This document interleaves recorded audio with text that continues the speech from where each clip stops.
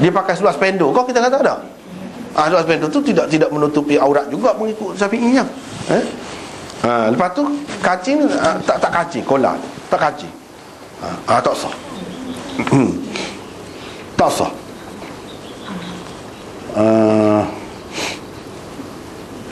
Imam Bukhari, sebab kita Bukhari ni tak boleh lupa lah mazhab dia. Tak boleh lupa, kena sebut sama. Imam Bukhari, Malik dan Abu Hanifah pula berpendapat sah sembahyangnya, walaupun dia nampak. Dia sudah pakai baju, tak ada apa-apa dalam, ataupun dalam tu nampaklah pusat, di bawah pusat kau kan, dia kata dia pakai seluar spendo kau, kita kata kalau seseorang pakai seluar spendo, mengikut Imam Bukhari sah, walaupun dia nampak. Tak payah kacing. Apa sebab? Sebabnya alasan mereka ialah hadis-hadis tentang mengancing kolar baju itu tidak sahih. Tak sahih. Bila tak sahih, tak boleh nak kemah lah, tak nak pegang sangat. Paling tinggi molek ya, paling molek kalau kacing. Baik kalau kacing. Kalau tidak kacing pun tak apa. Kalau dah benda ni penting sangat, mestilah sahih. Mestilah banyak riwayat dia ada kukuh kedudukan. Tapi tidak gitu. Bagi dia tak apa. Imam Abu Hanifah, Imam Malik apa pun kata tak apa. Tak apa dah. Lepas tu Nabi suruh ni, satunya tidak sahih, yang kedua suruh tidak semesti makna wajib. Dia bagi situ lah. Ada kalanya dengan makna sunat, lebih baik, molek, gitu. Lepas pada tu Imam Bukhari buat mari pula. Ni dia kata, orang yang bersembahyang dengan memakai kain yang digunanya semasa bersetubuh, boleh ke tidak? Sembahyang, adakah sembahyang ni kena kain khusus? Tidak. Kain yang kita pakai tu tadi, kita pakai kain tu lah, kita buang air, katakan buang air besar ke, buang air kecil ke, boleh ke tidak kita guna untuk sembahyang? Itu Imam Bukhari buat marah ni, dia nak ayat tu lah. Boleh. Yang pentingnya kain itu bersih, suci dan menutup aurat. Kita telah guna untuk apa sebelum pada tu tak kisah. Selagi ia tidak najis ataupun tidak kena najis. Tapi kalau kena najis tak boleh lah, kena basuh lah. Basuh tu tidak perlu basuh semua. Basuh bahagian yang kena sajalah. Tak perlu basuh semua, basuh bahagian yang kena saja. Jadi mudah di sini kita tengok, mudah. Dan tidak perlu kata tukar suku pula. Boleh juga sembahyang. Jangan berasa susah. Jangan berasa susah nak sembahyang ni. Terutama kepada lelaki lah. Kepada lelaki yang banyak terlibat di luar rumah pergi tu, memanglah banyaklah terdedah kepada keadaan tadi. Seperti kita kata dia buang air, lagu mana? Jangan ikut was-was. Jangan ikut was-was. Sembahyang boleh guna hak tu. Boleh guna hak tu. Hak lebih berat lagi kita kata semasa bersetubuh. Sebab semasa bersetubuh akan ada najis. Imam Bukhari nak cerita ni, maksud dia tu. Sebab seperti sebelum pada nikah kita sudah bincang dah. Bagi Imam Bukhari, air mazi dan juga air mani kedua-duanya najis.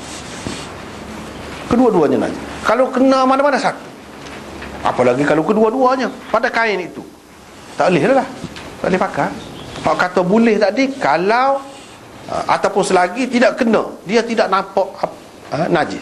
Kalau nampak najis, najis tu maksud dia hak tu lah bagi dia.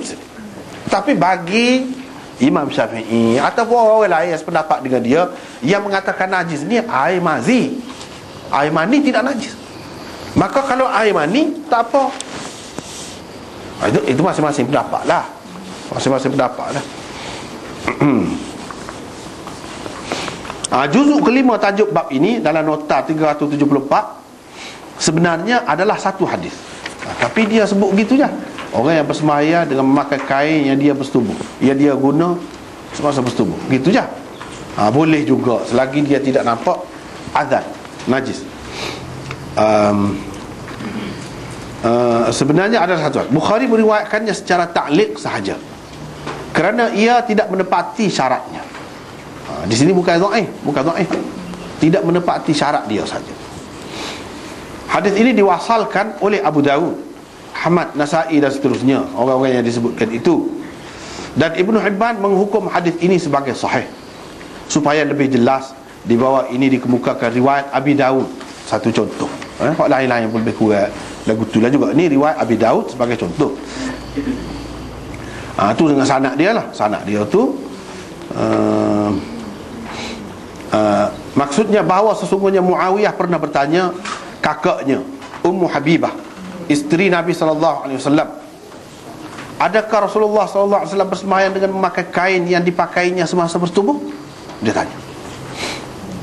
Ummu Habibah menjawab, ya, jika beliau tidak nampak apa-apa kesan najis padanya.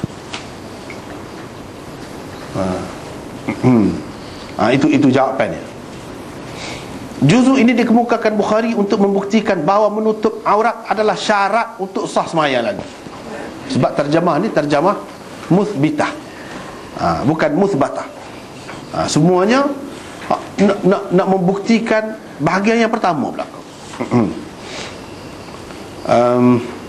Apa yang dikehendaki ialah menutup aurat, tidak kira dengan kain macam mana sekalipun, tak kira.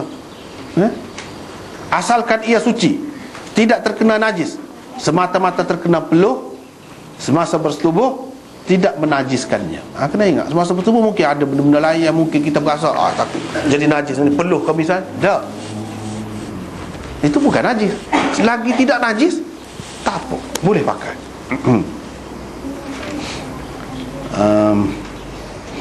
Kerana peluh bukan najis. Najis yang mungkin mengenai kain seseorang semasa bersetubuh ialah air mazi atau air mani.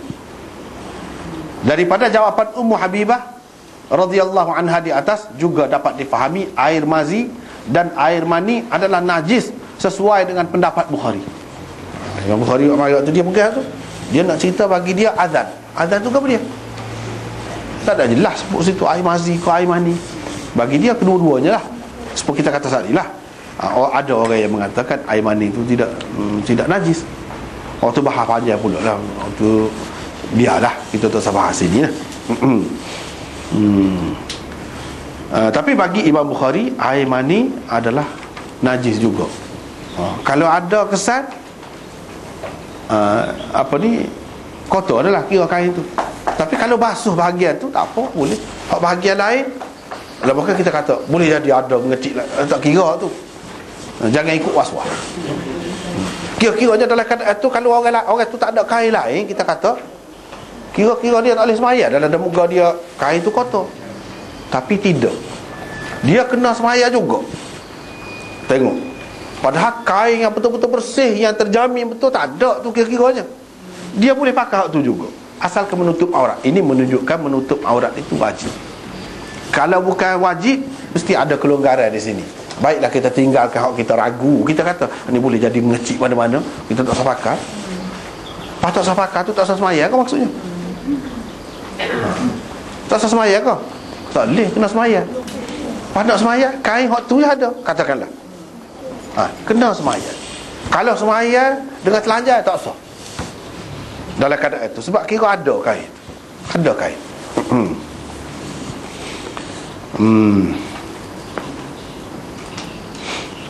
Seterusnya, Nabi SAW memerintahkan bahawa tidak boleh lagi orang yang bertelanjang bertawaf di Baitillah.